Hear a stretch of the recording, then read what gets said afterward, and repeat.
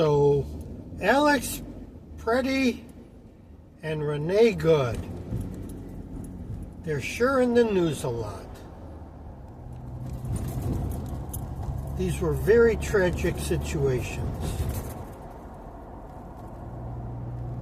So let's analyze these one by one. Renee Good. She parked her car sideways on a residential street.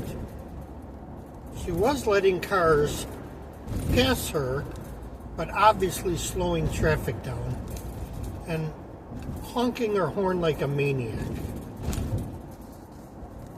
So a police officer approaches her and says, "Get out of the car." And then a second time says, "Get out of the fucking car." And then another police officer circles her car once or twice. So what should Renee Good have done? Oh yeah, comply with the police. You turned your car off. You say, put your hands up, and perhaps you get out of the car, but at the very least, turn your car off and put your hands up. But she chose to move her car. Now, was she going to hurt, seriously hurt, or kill any of the officers? Probably not. Was it reasonable at that split second for any of the officers to fear bodily injury or worse? I personally think so. A lot of people disagree. But you would have to convince a jury of 12 people unanimously, beyond a reasonable doubt, that the police officer had no fear and had no reason to have any fear of bodily injury or worse. I would say at the very least, Renee Good put herself in a very bad situation. I watched a lot of tape and a lot of videos and a lot of analysis about it.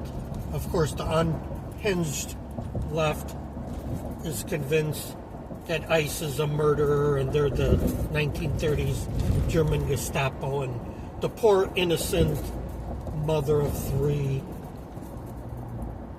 who had stuffed toys in her car was murdered by the 1930s German Gestapo. So I go on ChatGPT and I go, should I comply with police officers if I'm convinced that they're wrong? And it enthusiastically said, even if you feel they're wrong, you should comply. And then it said, can you give me the specifics of the incident you're talking about? So I go, well, I parked my car sideways on a residential street. I slowed down traffic but didn't block traffic. I honked the horn loudly for a while. And then the rude police officer told me to get out of the effing car. And then my wife said, drive, baby, drive. Well, the ChatGPT said, you should have turned off the car, raised your hands, and perhaps gotten out of the car. So, based on that, and my experience with ChatGPT is they tend to lean a little bit to the left. I wouldn't say they're hardcore left. It uses a lot of common sense, but I would say they lean a little bit left. And ChatGPT very much said, don't drive your car in that situation. So then we have Alex Pretti. I'll be blunt. When I watched the tape, and I watched one where someone did a slow motion analysis, I think the ICE officers came across as a bunch of incompetent buffoons for the most part. On so many different levels. You know, one ICE officer, it started, he pushed this woman to the side. Alex Pretti went to check on her, and then he sprays mace and pushes him. And the next thing you know, he's surrounded by 5 people, and one of them takes the gun out of his head and then out of his holster, and another grabs a gun, and I guess someone yelled gun, and then a shot went off, which I believe was from Alex's gun accidentally, and then the guy gets shot 9 times. I do not think ICE handled that well. However, once again, like Renee Good, Alex Pretti put himself in an extremely horrible situation.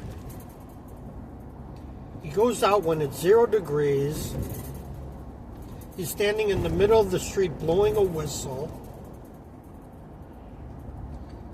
And then when the ICE officer confronts one protester, he stood in between the protester and the police officer, even if he had good intentions. And then if you carry a gun to a protest where there's police, at the very least, you increase the odds of a police officer considering you a threat, even if in that very instant, being that his gun was taken away, he may not have been a threat. So again, I think this case is worse than Renee Good, but you still might have a hard time convincing 12 people that the officer did not reasonably fear for bodily injury or worse in that very split second, without the benefit of 20/20 hindsight. What happened in that split second? Now, another thing that could have helped prevent this is if the rhetoric coming from the leaders in Minnesota and Minneapolis, like Tim Walz and Jacob Fry, wasn't, ICE, get the hell out of our city and resist. And then telling the local police to stand down. See, it's actually the local police's job should have been doing crowd control. ICE is just there to arrest illegals, whether they're criminal or not. They're just there to arrest, detain, and deport illegal aliens in Minneapolis. They shouldn't be there to do crowd control. And as what I described in this, they did a pretty darn poor job of crowd control. And a guy lost his life, perhaps unnecessarily. However, I'm driving, doing a video in my truck. You want to know why? Because I don't get involved in protests and police confrontations. I didn't like what happened in the 2020 election, but I didn't go down to Washington, D.C. and march into the Capitol. And I never got arrested. I spent 0 days in jail. Imagine that. And I didn't climb through a window and get shot by a police officer, like Ashley Babbitt, rest in peace, did.